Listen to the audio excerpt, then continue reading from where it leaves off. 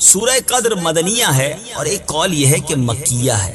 آیات، کلمات اور حروف کی تعداد: اس سورت میں 1 رکوع، 5 آیتیں، 30 کلمے اور 112 حروف ہیں۔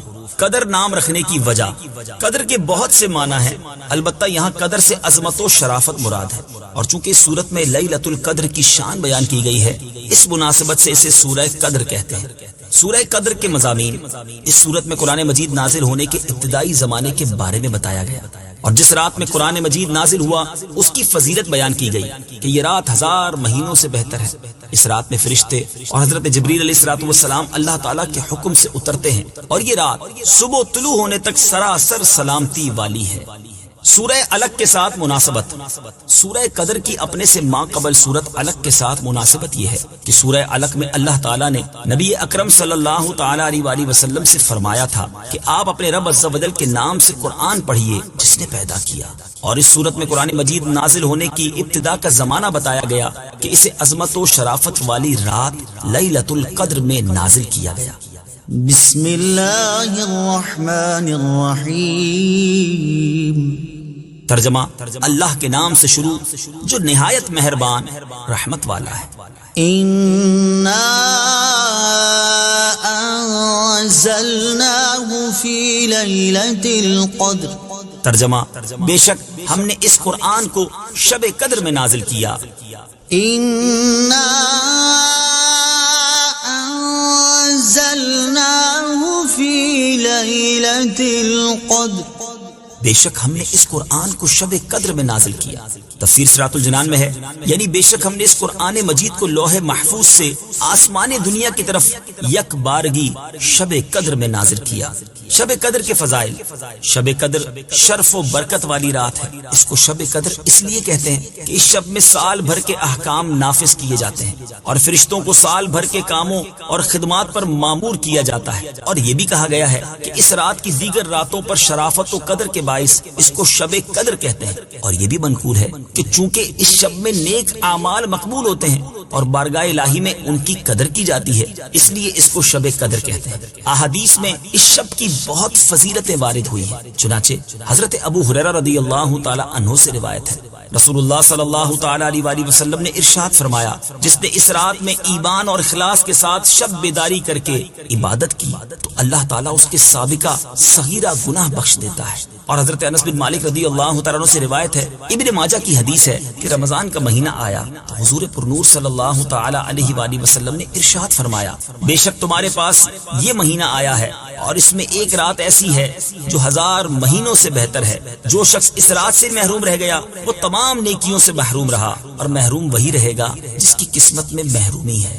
لہٰذا ہر مسلمان کو چاہیے کہ وہ یہ رات عبادت میں گزارے اور اس رات میں کثرت سے استغفار کرے، جیسا کہ حضرت عائشہ صدیقہ رضی اللہ تعالی عنہا فرماتی ہیں، ترمذی شریف کی حدیث ہے، میں نے عرض کی یا رسول اللہ صلی اللہ تعالی علیہ وآلہ وسلم، اگر مجھے معلوم ہو جائے کہ لیلۃ القدر کون سی رات ہے تو اس رات میں میں کیا کہوں؟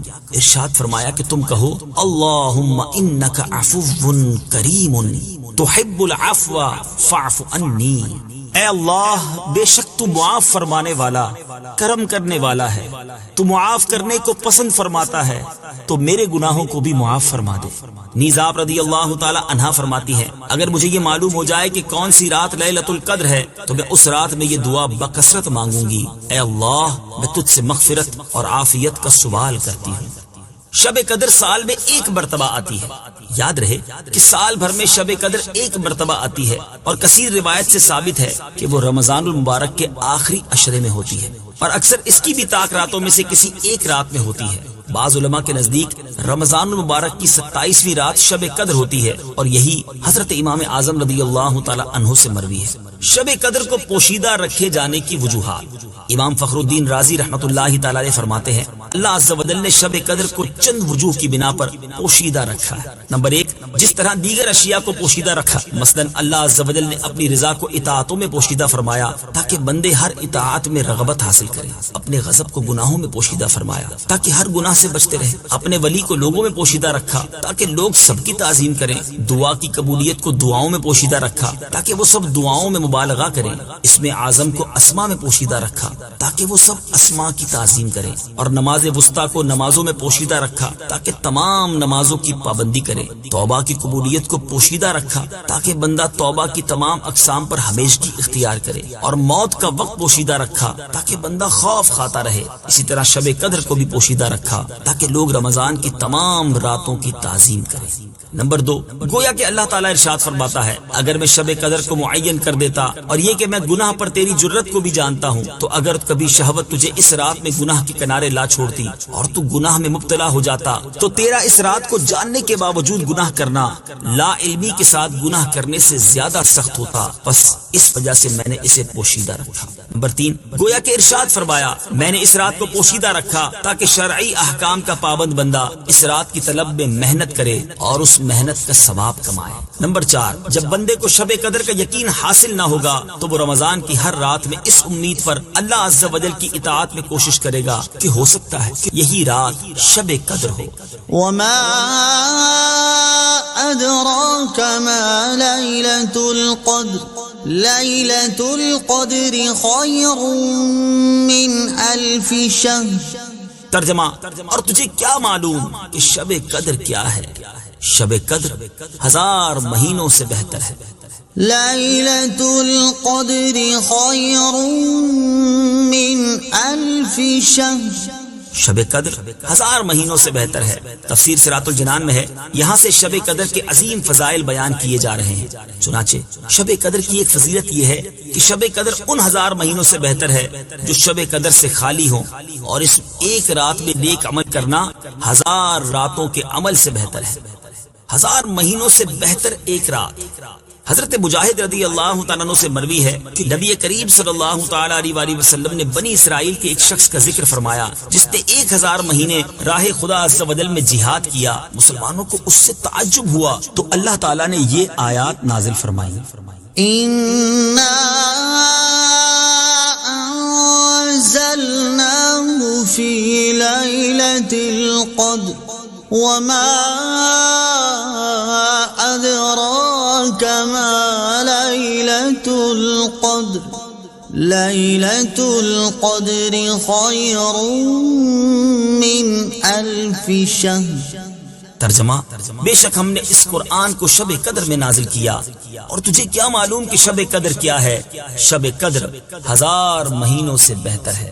حضرت انس بن مالک رضی اللہ تعالیٰ عنہ سے روایت ہے رسول کریم صلی اللہ تعالیٰ علیہ وسلم نے ارشاد فرمایا اللہ تعالیٰ نے میری امت کو شب قدر کا تحفہ عطا فرمایا اور ان سے پہلے اور کسی کو یہ رات عطا نہیں فرمائی۔ مفتی نعیم الدین مراد آبادی علیہ رحمت اللہ الہادی فرماتے ہیں یہ اللہ تعالیٰ کا اپنے حبیب صلی اللہ تعالیٰ علیہ وآلہ وسلم پر کرم ہے کہ آپ کے امتی شب قدر کی ایک رات عبادت کرے تو ان کا ثواب پچھلی امت کے 1000 ماہ عبادت کرنے والوں سے زیادہ ہو۔ اور مفتی احمد یار خان نعیمی رحمت اللہ تعالیٰ علیہ فرماتے ہیں اس آیت سے 2 فائدے حاصل ہوئے۔ ایک یہ کہ بزرگ چیزوں سے نسبت بڑی ہی مفید ہے کہ شب قدر کی یہ فضیلت قرآن کی نسبت سے ہے۔ اصحاب کہف کے کتے کو ان بزرگوں سے منسوب ہو کر دائمی زندگی عزت نصیب ہوئی۔ دوسرا یہ کہ تمام آسمانی کتابوں سے قرآن شریف افضل ہے کیونکہ تورات و انجیل کی تاریخ نزول کو یہ عظمت نہ ملی۔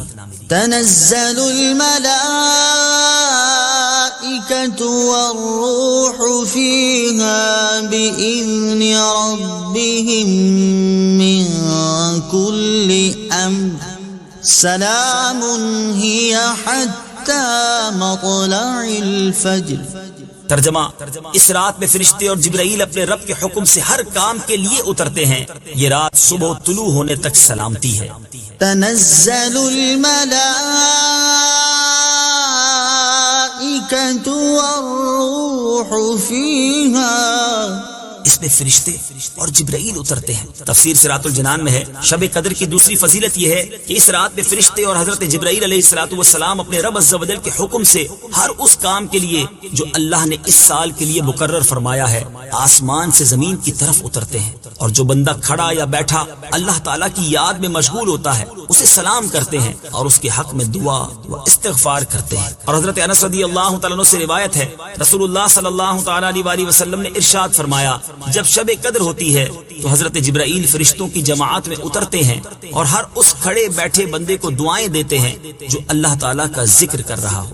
سلام هي حتى مطلع الفجر۔ یہ رات صبح طلوع ہونے تک سلامتی